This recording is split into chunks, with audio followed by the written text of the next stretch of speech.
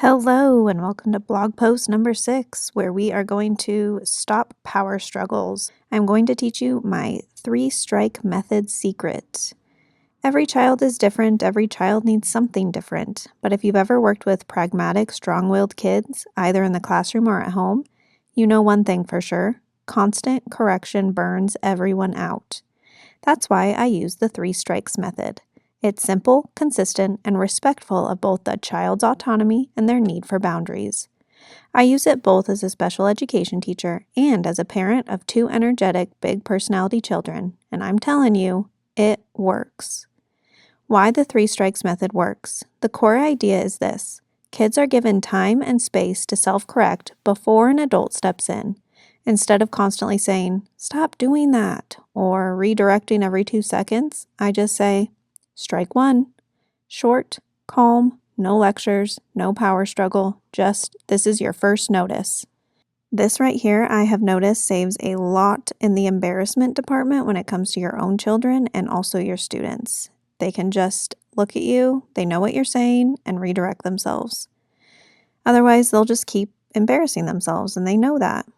If the behavior continues, I give a little time, 1 to 3 minutes, before issuing another strike. This gives the child a real opportunity to use a self-regulation strategy, meet an expectation, or simply choose to shift. The goal is to build accountability and awareness, not fear. By strike 3, there's a clear known consequence. In my classroom, this might mean a color change on their red, yellow, green data tracker.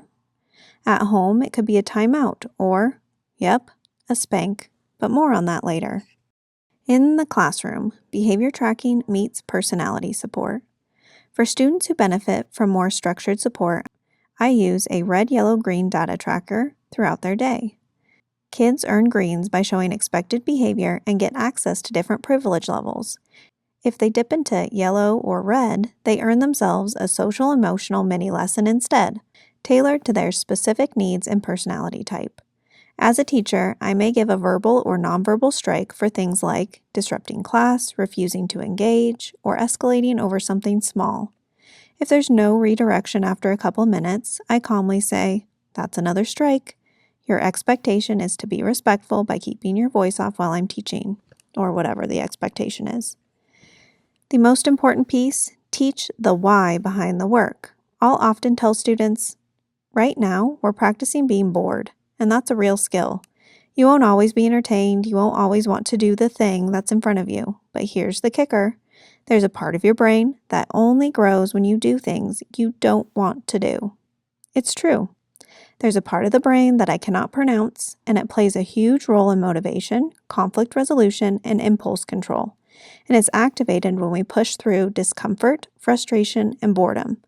Growth doesn't happen in the comfort zone, and kids can understand that when we explain it clearly. At home, boundaries, brains, and big feelings. Now let's talk parenting. I use the 3 strikes method at home too, especially during transitions like bedtime, when my 3 and 5-year-old are riding the emotional roller coaster. Before I ever hand out a strike, I always try to remind them, "I don't want to have to," then I insert the consequence. Then I state, "If you get 3 strikes, that's what's going to happen. Please show me expected," or I might say concretely, "Please show me whatever the expected behavior is." Now, be expected is language my kids have learned through consistent use, but in earlier stages, I had to be more concrete. Keep your body to yourself, use kind words with your sister, it's bedtime now, not playtime. Say okay when mom says no, that's not safe. Sometimes I'll count down. 3, 2, 1, strike 1. Or use a timer. "I need your shoes to start getting on in 1 minute. Time is set," or it's a strike. The beauty of this system is that the expectations are known, the consequences are predictable, and the child feels in control of their own behavior. If they get to 3 strikes, they might lose a toy, get a spank, or have a 5-minute brain reset, our word for timeout. Less than 2 strikes at bedtime? Wow, they may get a little treat in the morning as a reward. Now, a note on spanking and personality. Now, don't come at me for this, but yes, I believe in spanking for some children. When used appropriately and with purpose, this is where understanding your child's personality type matters so much. My oldest is an ENTP, big ideas, constant stimulation, super verbal. For him, a gentle ear pull works like magic. He doesn't need physical correction, just a signal that he's lost his footing. My younger one is an INTP, quiet, curious, emotionally contained. She actually needs the external structure sometimes. A small, calm spanking after the 3 strikes and warnings gets her attention more than words ever could or a timeout. She honestly just kind of smugly looks at me with this side smile whenever that happens. So again, it's not about punishment, it's about resetting the brain, setting boundaries, and reconnecting afterward.